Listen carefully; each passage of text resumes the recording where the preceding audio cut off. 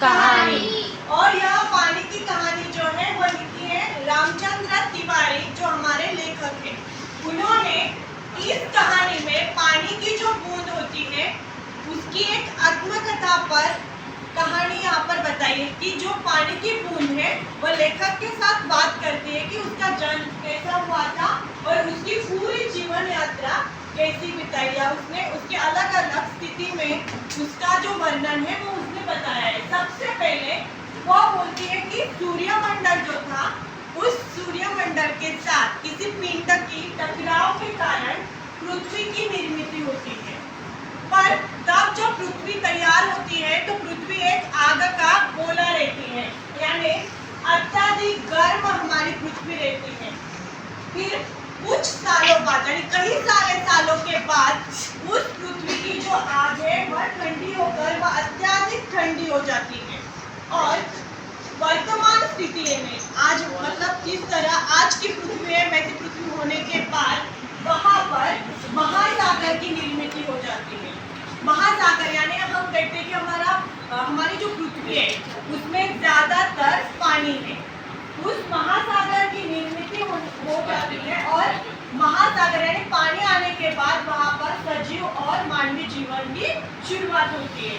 तो सबसे पहले बूंद ने अपनी जो कहानी है उस जीवन यात्रा में हमने देखा कि महासागर की निर्मित होने के बाद पृथ्वी पर जीव सृष्टि सजीव सृष्टि आने लगती है।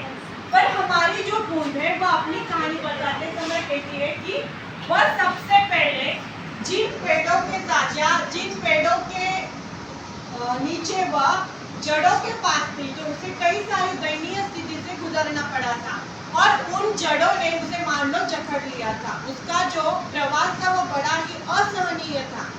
और वह प्रवास बताते समय कहती है कि हम बोलते कि ये पेड़ इतने बड़े बड़े हैं, पर आपको पता है इन पेड़ों को इतना बड़ा बनाने के लिए हमारे कितने विशालकाय भाई बहनों ने अपना जीवन पूरा त्याग दिया है। उसी के कारण ये पेड़ इतने बड़े हुए हैं।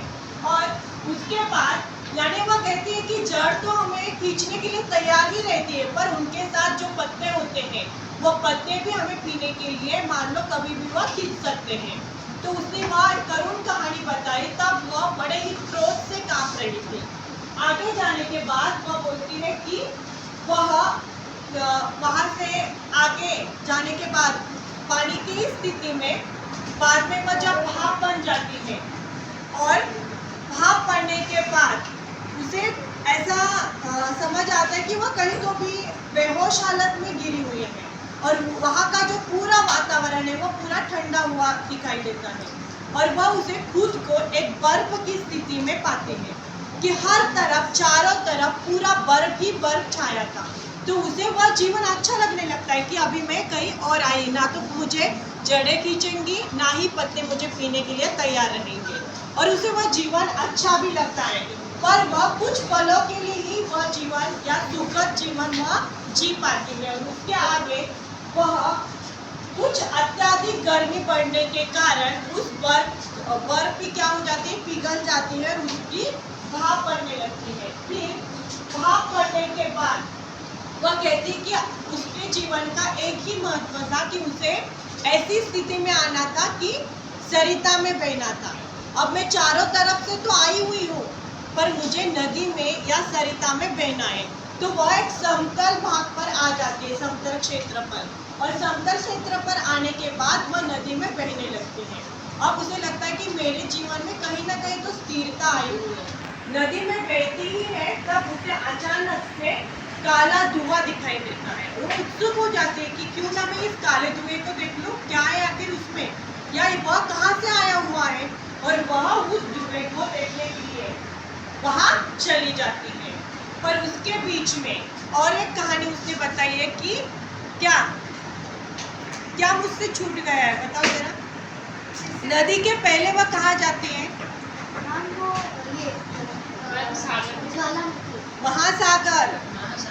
महासागर या समुद्र के जीवन में, यानी जब वह बर्फ की स्थिति में होती है, बर्फ की स्थिति से वह समुद्र में पहली बार जाती है। और समुद्र उसने देखा नहीं होता है, और उसने इतना समझ लिया होता है कि वहां पर समुद्र का जो पानी है वह नमकीन रहता है और वह देखते हैं कि उस समुद्र में क्या सच में जीव जंतु या सजीव सृष्टि रहेगी या सिर्फ वहाँ का पानी ही नमकीन है। पर जब वह समुद्र में चली जाती है, क्यों हंसी आ रही है आपको? उस समुद्र में किस तरह की जीव सृष्टि है, तो वहाँ जाने के बाद उसे अलग अलग मछलियाँ दिखने लगती है। फिर उसे लगता है अरे यहाँ पर भी तो अलग अलग मछलियाँ हैं, मैंने तो सोचा था कि कोई भी नहीं होगा। फिर और आगे जाने के बाद वहाँ पर पूरा यानी छोटे छोटे द्वीप उसे दिखाई देते हैं, पहाड़ यानी मिट्टी के ही, हमारे धरती पर जैसे वैसे पहाड़ नहीं रहते हैं पर मिट्टी के कुछ वहाँ पर उसे छोटे छोटे पहाड़ दिखाई देते हैं। आगे जाने के बाद वह समुद्र की गहराई में जाना चाहती है कि आखिर उस समुद्र की गहराई में क्या है, पर जैसे ही वो आगे आगे बढ़ती है वैसे ही उसे पूरा अंधेरा दिखाई देता है और उस अंधेरे में कोई एक लालटेन लिए हुए कोई आ रहा है, उसे मालूम पड़ता है।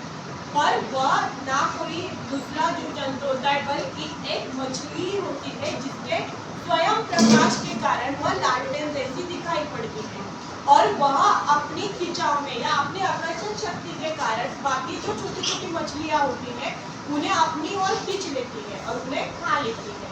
तो उस मछली के उजाले में वह आगे जाने की कोशिश करती है और बाद में सबसे लास्ट वह समुद्र की गहराई में पहुंची जाती है यानी चट्टान। वहाँ पर हर तरफ चट्टान ही चट्टान और पत्थर ही दिखाई देते हैं। वहाँ वह दब कर बैठी ही रहती है तो उसे लगता है कि आखिर हम समुद्र की गहराई में तो आ गए पर पता नहीं ऊपर जा पाएंगे भी या नहीं। हमें कितने सारे मील ऊपर से हम चलते हुए आए हैं और अभी मुमकिन नहीं लगता कि मैं फिर से ऊपर जा पाऊंगी।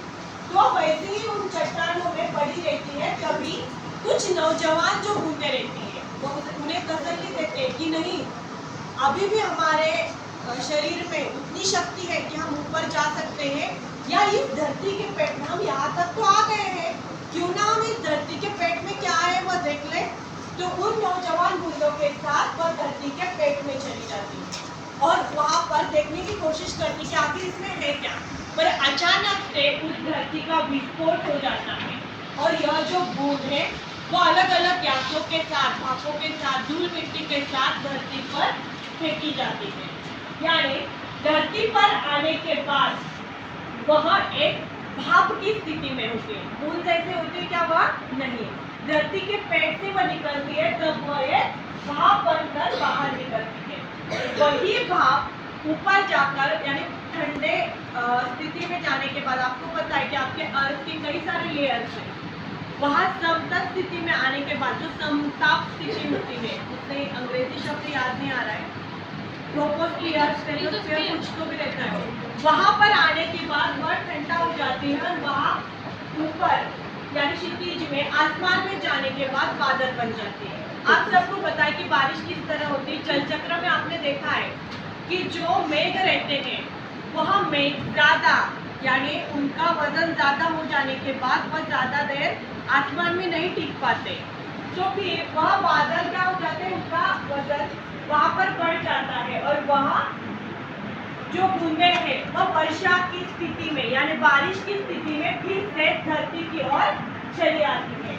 वर्षा जो है वह पानी की बूंदों के साथ गिरी पर्वत पर आकर गिरती है और उस गिरी पर्वत के मध्य पर यानी सिर पर गिरने के बाद पर्वत की जो भी मिट्टी फैली हुई या जो भी कीचड़ होता है उनमें वह कीचोली हो जाती है यानी मैला पानी हो जाती है और पर्वत से वह झरने की स्थिति में धरती पर आ जाती है।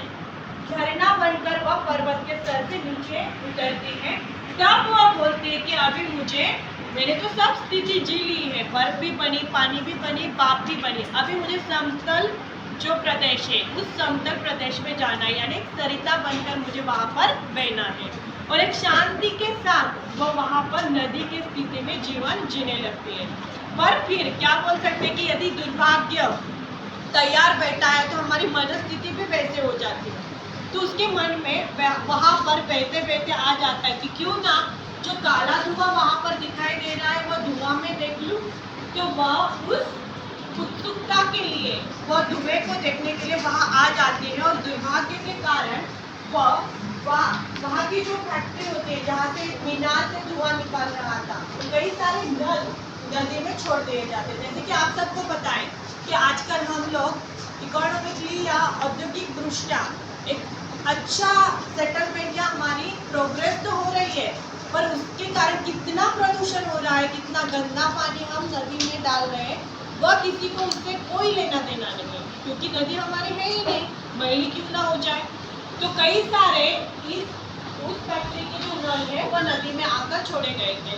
तो बेचारी बूंद वहाँ उस उत्सुकता के कारण उस नल में जाकर अटक जाती है। फिर वह अपने मन को तसल्ली देती कि कभी मुझे ऐसा कोई क्षण आएगा मेरे जीवन में कि मैं वहाँ से निकल पाऊंगी, या मुझे उम्मीद है कि मैं यहाँ से निकल जाऊंगी। पर कई साल यानी कई दिनों तक वो उसी नलों में यहाँ से वहाँ से यहाँ घूमती रहती है। आगे जाने के बाद एक दिन रात में वहाँ पर आखिरकार एक नल टूटा हुआ उसे दिखाई देता है, और उसी का फायदा उठाकर वो झट से वहाँ से छलांग लगाकर धरती पर आ जाती है। यानी फिर से उसका जन्म, एक नया जन्म उसे मिल जाता है धरती पर आने के लिए। फिर धरती पर आने के बाद वैसे ही धरती से वह यहाँ वहाँ घूमते हुए, यानी आंधी के साथ हो या अपने कुछ पुराने दोस्तों के साथ वह घूमने लगती है, और वहाँ एक बेर के पेड़ के पास आ पहुँचती है। बेर के पेड़ के पास आने के बाद वह एक बूंद की स्थिति में, ओस की बूंद की स्थिति में हमारे लेखक के हथेली पर आकर गिर जाती है। और यही पूरी कहानी बताते हुए वह जो ओस की बूंद होती है वह कहती है कि लेखक को उसने पहले ही कहा था कि मैं जो हूँ कब तक आपके हथेली पर हूँ, जब तक सूरज निकल नहीं आता। जैसे ही सूरज निकल आएगा मेरी जो कहानी है वो वहाँ पर समाप्त कर दूंगी और चली जाऊंगी। और वह स्थिति आ भी जाती है, और वो लेखक को कहती कि मुझे अभी जाना होगा। मैंने इस प्रकार मेरी कहानी आपको बता दी।